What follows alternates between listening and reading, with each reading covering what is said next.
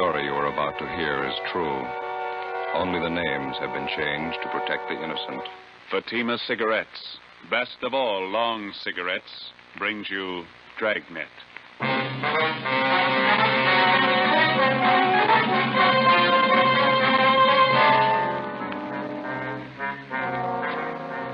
You're a detective sergeant.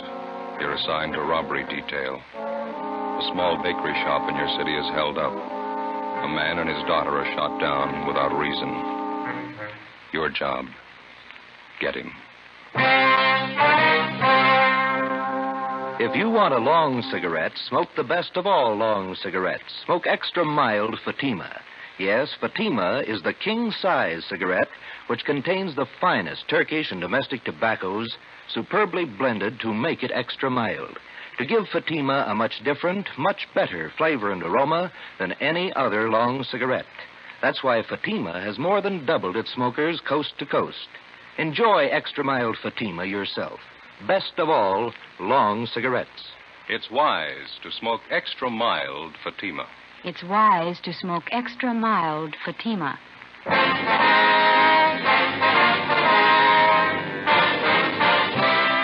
Dragnet, the documented drama of an actual crime.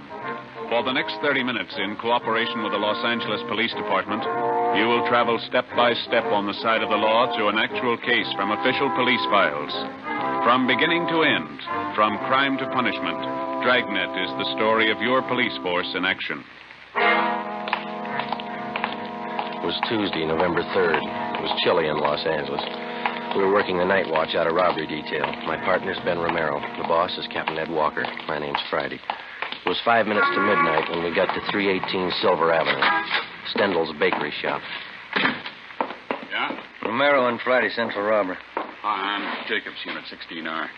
My partner Olson's back there in the shop talking to the owner. You answered the call, did you? Yeah, must have been a crazy man. Shot two of them down, cold blood. There they go in the ambulance now. Shot up pretty bad. Mm-hmm. Who runs the place? Swedish family named Stendal. Father, mother, two daughters. All four of them work in the bakery here. Mm-hmm. They all here at the time of the robbery? Yeah, the hold-up man shot the father and the oldest daughter. The mother and the younger girl are in the back, straight through that door. Okay. Thanks, Jacobs. Right, Sergeant. Joe. On the side of the door here. Looks like a bullet hole. Hey, Jacobs. Yeah, Sergeant. You want to call into the crime lab, ask them to send somebody out? Right. Thank you. Hi. You Olson? That's right. Romero and Friday, Central Robbery. Oh, how are you? These are two of the victims, Mrs. Signey Stendal. The girl's her daughter, name's Jennifer. Any other witnesses?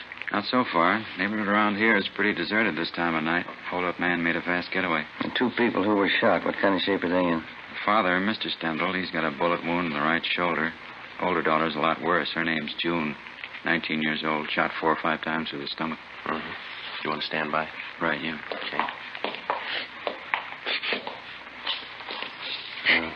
Mrs. Stendal, we're from robbery detail. Ja, how do you do? How do you do? Jenny, var snäll och se om sittplats för herrarna. 2 stolar. Yes, Mama. You will excuse me for not getting up, officer. I don't feel so well. That's perfectly all right, ma'am.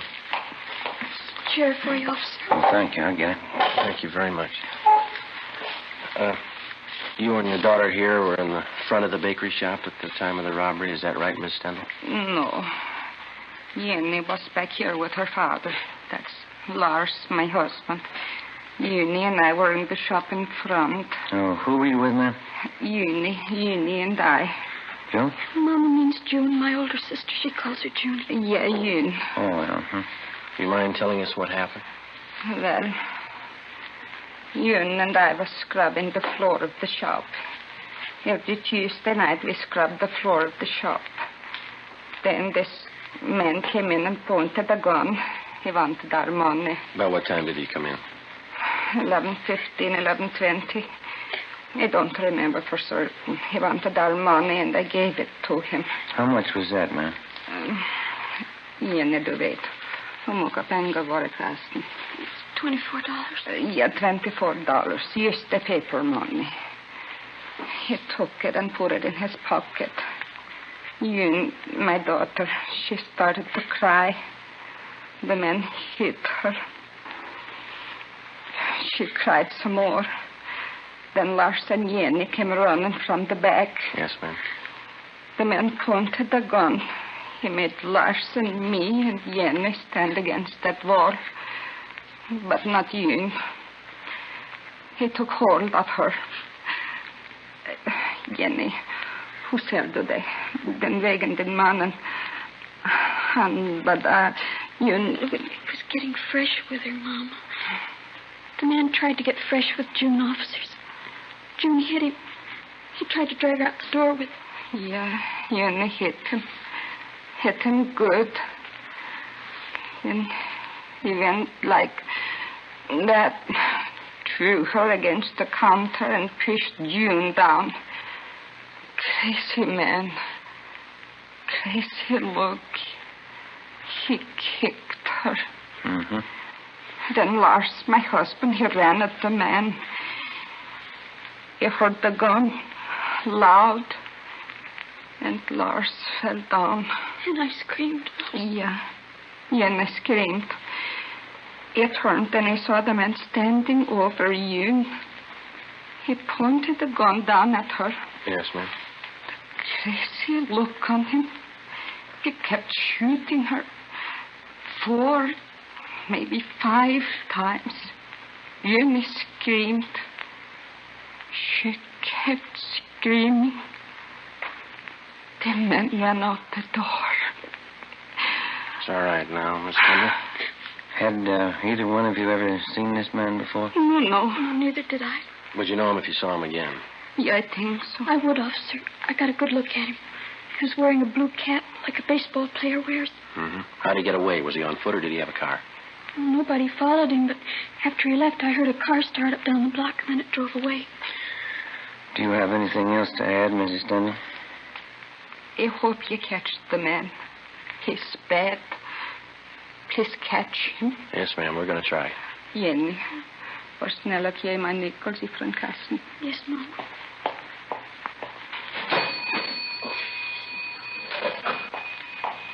Here, Mama. Here, officer. When you find the man, please call me. You keep the nickels. We'll call you.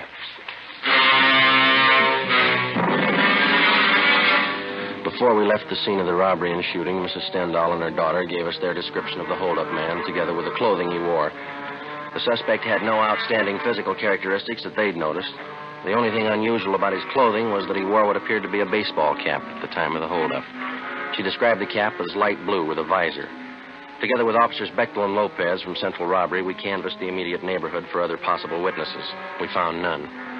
The next morning, we went up to the hospital. The condition of the older daughter, June, was critical. We interviewed the father. He could tell us nothing. At 10 a.m., Mrs. Stendhal and her younger girl, Jenny, were brought to the office, and we started them looking through mug books of parolees previously convicted of armed robbery. Within 2 hours, both of them positively identified the picture of a recent San Quentin release as that of the hold-up man. His name was Harold Best. We started a quick rundown. You pulled the package, Johnny? Yeah, here's the dope. Harold Best. Alias Harold Norris, alias Harold Thompson, alias Tom Norris. One term for armed robbery in Q. Got out 4 months ago. Ammo and description both match. How about the ex-con files you checking? He's registered. Did you get a hold of his parole officer? Yeah, 2440 Excelsior Avenue is rooming house. Well, that checks with the ex-con files. Parole officer says Best went to work 2 weeks ago at a filling station over on Vermont. Yeah? Doesn't seem to be able to hold a job. Quarrelsome, run himself into debt. I got Robbery, Romero. Yeah, right. That's all, huh? Yeah. Right, bye. Ray Pinker at the crime lab. They checked the slugs taken from the 2 victims. Yeah? They came from a .32 caliber revolver. Probably a Colt. Mm-hmm. Anything else? That's it. Not too bad a start. We've had worse. Yeah. Maybe we can make that phone call pretty quick. 2 p.m. Wednesday. Ben and I drove out to his rooming house at 2440 Excelsior Avenue, and we found that Herbert Best was still living there. We had the landlady show us his room. Besides the usual personal belongings, we came across nothing of consequence. After questioning the landlady, we drove to the service station on Vermont Avenue, where Best was supposed to be employed.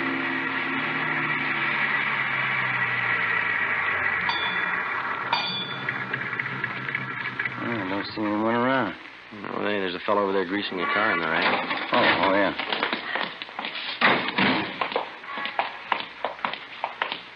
That looks like Best. Mm-hmm. Hey, fella. You. Yeah? Can you tell us if there's a Herbert Best working here? Sure, I'm him. Why? Police officers would like to talk to you.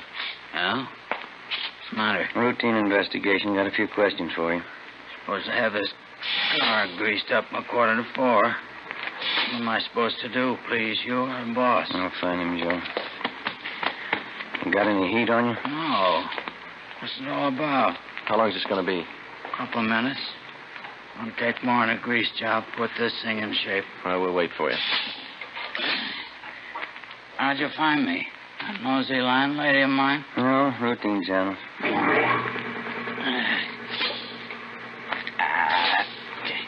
Every fettin' on this trap is froze. Piece of junk. Well, what's it all about? Got a few things to straighten out, Best. How long you been working here?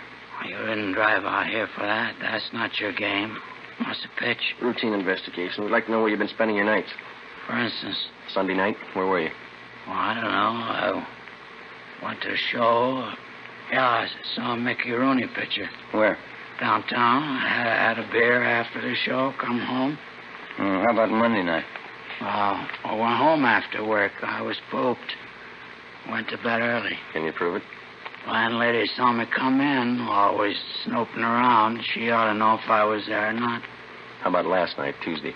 We played some cards with a friend of mine, him and his wife, Penny Annie Booker. Where? Their place, it's down on Pico, near the park. You can ask them. What time did you get there? Oh, I'm not sure. About 8 o'clock, I guess. What time did you leave? What's it all about? What time did you leave? Around midnight, yeah. Must have been around midnight. What'd you play with your friend and his wife? Poker.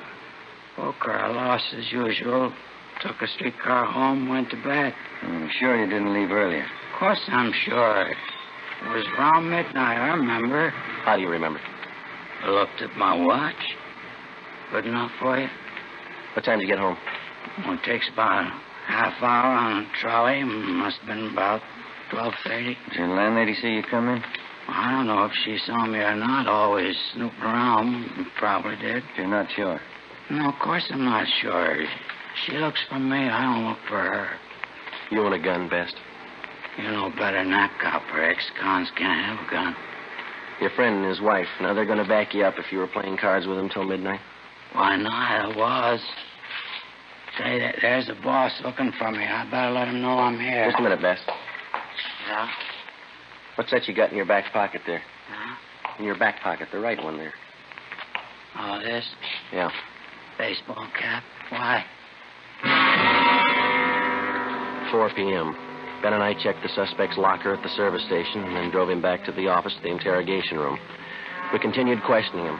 He denied any knowledge of the holdup and shooting at Stendhal's bakery shop the night before. We asked him again about the friends he was supposed to be playing cards with at the time of the robbery. He told us that they lived over on Pico, but he couldn't remember the address. He volunteered to direct us there, but he said they wouldn't be home. He told us their names were Mr. and Mrs. Clyde Mitchell, and that they were in charge of the food concessions at one of the football stadiums in town.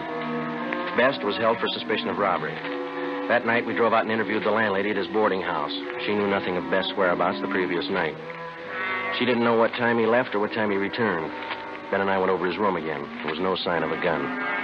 Friday, 2 p.m., Officers Bechtel and Lopez went out to the hospital to see if Mr. Stendhal and his daughter June could identify Best's mugshot. Ben and I drove out to the stadium to locate Mr. and Mrs. Clyde Mitchell. There was a high school football game going on. High school kids sure have a lot of fun nowadays. Best years of your life, Joe. You sound like you're 85. Some nights I feel like it. The way those kids turned out for these things, you'd think USC and Notre Dame were playing. You see the number on that gate over there? Yeah, 23. Is that the number the gatekeeper gave us? Yeah. Must be the Mitchell stand over there. Come on.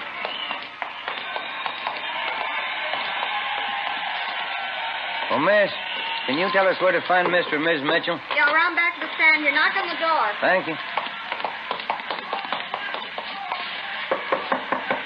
Yeah, come on in. You Ms. Mitchell? That's right. What is it? Police officers, I'd like to talk to you if you have a few minutes. All right, I'm having a bite of lunch, but come on in. Shut the door. Yes, ma'am. Thank you. Lousy food business. You never get a chance to feed yourself. Yes, ma'am. Hey, you care for some of these? New kind of potato chip. Revolutionary, it says. Oh? Mother Thompson's puff chips, flavored. Got all kinds, see? These here are a combination, see, garlic and eggplant. Sure tastes different. Have some? No, thank you very much. I wouldn't. Thank you. See, we're inquiring about a friend of yours, Ms. Mitchell. Maybe you can tell us something about him. Oh, who's that? A man by the name of Herbert Best. Herb? Yeah, old-time friend of my husband's. What do you want to know? You see him quite often, do you, Miss Mitchell? Mm-hmm. Once, twice a month. Clyde and I play cards or go out bowling with him. Herb's pretty good company. Uh-huh. When's the last time you saw him? Early this week, Tuesday, I think it was. Sure, it was Tuesday. Let's see, yeah. It was. We played cards. Why? At your place? That's right, a little poker. Clyde and Herb and me. What time did Best get to your place, Miss Mitchell? Well, right after I finished up with the dinner dishes, around 7:45, I'd say. Mm-hmm. How long did he stay? A couple of hours. We sat around, had a few drinks, played poker, nickel limit. What time did he leave? Do you remember that? A little before 10, I think. I'm sure of that, ma'am. It's important. Sure as I can be. Must have left before 10 because Clyde and I listened to the 10 o'clock news alone. Then we went to bed right after. Your friend Best tells us he didn't leave your place until midnight. Oh, that's not right. There must be mixed up. He left before 10, I'm sure of that. All right, Miss Mitchell. Thank you. Say, I hope I haven't said anything I shouldn't have. I know Herb's next con. Yeah, He likes to gamble. You're not checking up on him for Tuesday night, are you? that's right. You playing too much poker? We're not playing enough. 3:30 p.m. We located Mr. Mitchell, corroborated his wife's story, and then we went back to the city hall. Officers Bechtel and Lopez were waiting for us. They told us that they had seen Mr. Stendhal and his daughter, June, at the hospital. Both of them had identified Herbert Best's mugshot as that of the holdup man. At a show-up, Mrs. Stendhal and her daughter identified Best. We checked auto records for all stolen cars that might tie in. There were none. We then started to work on the theory that he had taken a bus from his friend's place where he had been playing cards to the Stendhal bakery where the shooting took place. Lopez and Bechtel rode the bus over the same route. It took 43 minutes. Plenty of time for Best to have gotten from one place to the other, even on a slow run. We interviewed the bus driver who'd been on duty that particular line Tuesday night between 10 p.m. and midnight. He identified Best as one of his passengers, but he didn't remember where he got off. The next morning, Ben and I met with Ed Walker, captain of robbery. Hi. How'd you make out? Just saw the deputy DA. Laid out the case for him. Yeah? We got the complaint. He'll be arraigned this afternoon. How strong a case you got? Well, each one of the Stendhal family identified Best. His alibi didn't stand up for Tuesday night. Uh-huh. And we got that bus driver. He tapped Best, too.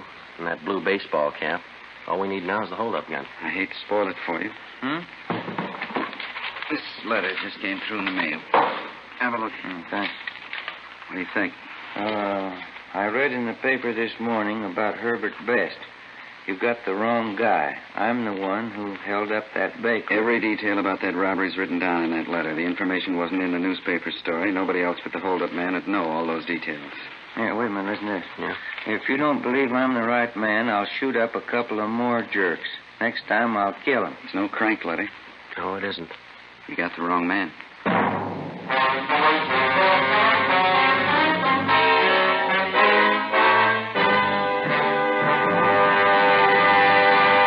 You are listening to Dragnet, the case history of a police investigation presented in the public interest by Fatima Cigarettes. If you smoke a long cigarette, it will be in your interest to listen to this case history recorded by a typical Fatima smoker.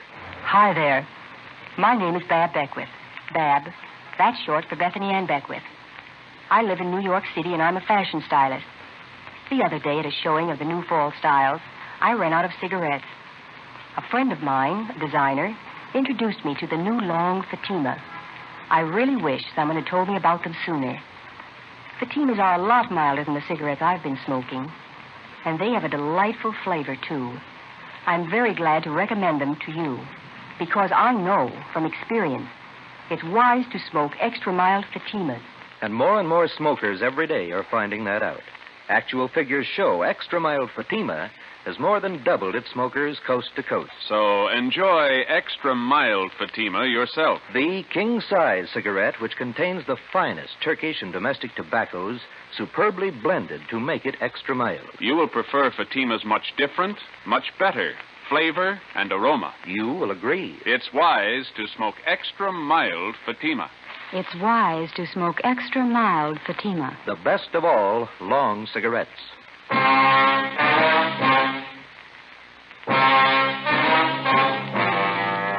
After we received the anonymous letter in the mail confessing to the Stendhal Bakery holdup, we met with the deputy district attorney. We acquainted him with the new facts in the case. That afternoon, the charges against Herbert Best were dropped. We started again at the beginning. 10 a.m. Monday, November 9th. The members of the Stendhal family were again shown mug books of ex-cons with robbery records. This time, they picked out 8 mug shots of known robbery men, each with a marked resemblance to the original suspect, Herbert Best. Together with officers Bechtel and Lopez, we started checking them out. The first 2 days, we tracked down 4 of the 8. All of the 4 were in the clear. 5:15 p.m., we got back to the city hall, the car full. See any empty spots, Joe? No, but don't park it in any one of the city councilman's stalls. Yeah, might get sore. Well, why don't you pull up here? Boyd will take care of it. Yeah, okay. This is good right here.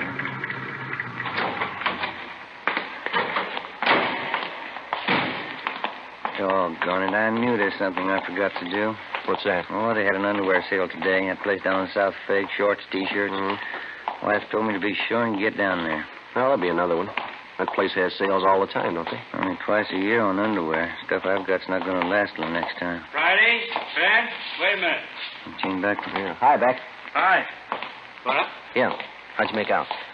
2 men we checked were clean. We picked up something 77th Street station. Now, go ahead, Ben. Mm-hmm. Oh, watch that elevator door, Jim. Yeah, I'm sorry. Well, what's with 77th Street? Oh, a couple of men in traffic out there covered an accident this afternoon. 91st and Central, hit and run. That's so? And one of our traffic cars saw the collision, took out after the guy. Chased him 10 blocks. Mm-hmm. And while they were chasing him, they thought they saw the driver throw something out of the car window. Yeah, what? I'm coming to that. When they finally pulled the car over, gray coupe, the driver told him his shoulder was wrenched in the accident. He was on his way to his own doctor. Mm-hmm. Our men took him to 77th Street, had the doc there look at him. Yeah. Well, the doc was treating the guy. Only one of the officers was in the room. Mm-hmm. When he turned to get a drink of water, the suspect slugged him, then the doctor. Jumped out of the window, got away. Teletype's out on him. He went to an awful lot of trouble to beat a traffic rap. Yeah, that's the way to impress the boys out there. They got out of broadcasting the guy, went back to the spot where they thought they saw the guy toss this thing out of his car when they were chasing him. Did it pay off? They found a .32 Colt revolver. Russ Camp's checking it now over in the crime lab. What did they say the man looked like? Description measures pretty close to our holdup guy. I'll get it. Robbery Friday. Yeah, just a minute. You bet. Oh, thanks. Yeah? Oh, yeah, Russ. Yeah. Okay, fine, right. Russ Camp checked the .32 revolver with the slugs in the Stendhal case. Yeah. Positive make. The gray coupe, which the unidentified suspect had been driving, had been checked out by traffic officers at 77th Street Division. They had found that the owner and driver of the car was a man named Bruno Stock, a 2-time loser with a page full of major and minor crimes to his credit. We checked his mama sheet, and we got out a broadcast on him in an APB. A stakeout had been placed at his last known address. We picked up a sandwich and a cup of coffee for dinner, and then we started checking out Bruno Stock's relatives and friends. By 6 o'clock the following night, we still had no idea where he was. A little after 9 p.m., we got a call from an informant who told us that a Tommy Josephson, a small-time thief and reputedly a friend of Bruno Stock's, wanted to talk to us. We found him in a small apartment over on West 6th. One thing I want to set you straight on. Bruno's no friend of mine. He's in on the heavy rackets. No heavy racket man's a friend of mine. All right, we got it. Now where's Bruno? He came here tonight, 6:15. Moved right in on me. Didn't even ask me. What do you want with you? Now, you remember, Bruno's no friend of mine. Yeah, we got that. Now, what do you want? A gun. He knew I had one. I keep it for self-protection. You can't trust these heavy men. Did you give him the gun? Give it to him. He took it. Shook me down like a rat. Made me go out and buy dinner for him. My own dough. Had to bring it back here from. Yeah. Bruno's no friend of mine. What he does with that gun is his grief. It's out of my hands. When did he leave here? An hour ago, I think. Maybe a little less. Shook me down like a rat. Real heavy guy. Where was Bruno going? I don't know. He's crazy. All them heavy guys are crazy. Talk like somebody with a paper head. Did he tell you where he was going? See a friend of his over in Dogtown. The guy runs a bowling alley. Bruno's going to borrow his car. What for? He's heavy, I tell you. Said he was going out on a heist tonight. Did he ever write you guys a letter? Why? Well, he told me he was going to prove what he wrote to you. Crazy. I didn't get it at all. Yeah. Said he was going out to kill a couple of jerks. 9:30 p.m. We got the address of the bowling alley run by Bruno Stock's friend, and we called the office. An alert for the suspect was broadcast immediately. Together with Gene Bechtel and Lopez, we drove to the bowling alley. Ben and I went in. Bechtel and Lopez covered the outside. It's a good crowd. I wonder where they do business. I don't see any counter. No, neither do I. Oh, yeah. There it is. Way over in front. Oh, yeah. There's nobody behind the cash register. How about that fellow in the white T-shirt standing by the cigarette machine? Yeah, looks like he works here. Let's go. Joe, the guy with him just turned towards us. Bruno, come on. He sees us. He's going for the back. All right, you, let's hold it up. Come on. He ducked in there to the right, Joe. Down behind the alley. Hold it up, Stock. The window, Joe. Went right through it. Come on. Here. There he is. Get out. Joe! He's in there, Beck. Cover the front. Right. Over the fence, Joe. There he is. All right, give it back. Yeah. Come on.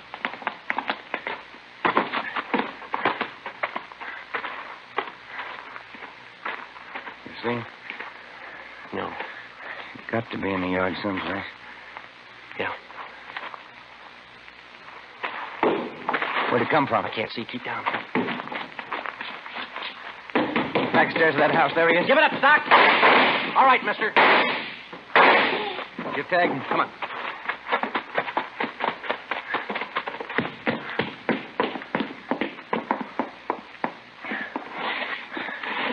What's it look like? Wait a minute. It's a shoulder wound. You want to shake him down? Yeah. Joe? Ben? You all right? Yeah. Get an ambulance, will you, Beck? Right. I'll throw the cuffs on him, huh? Yeah.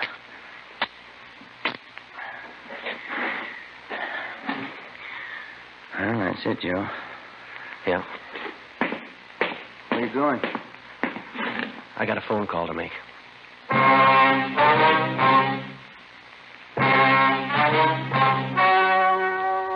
The story you have just heard was true. Only the names were changed to protect the innocent. On February 18th, trial was held in Superior Court, Department 84, City and County of Los Angeles, State of California. In a moment, the results of that trial. And now, here is our star, Jack Webb. Thank you. In the Record Bureau of all metropolitan police departments, there's a special file in which all known criminals are cataloged and cross-indexed according to identifying marks. Marks which help the working detective. And so, with the cigarette, the outstanding identifying mark of Fatima is quality. The careful selection and blending of only the finest Turkish and domestic tobaccos to make Fatima extra mild. Now, if you're a long cigarette smoker, you'll find, like I did, that every pack is extra mild. You'll find it's the best of long cigarettes. Smoke Fatima.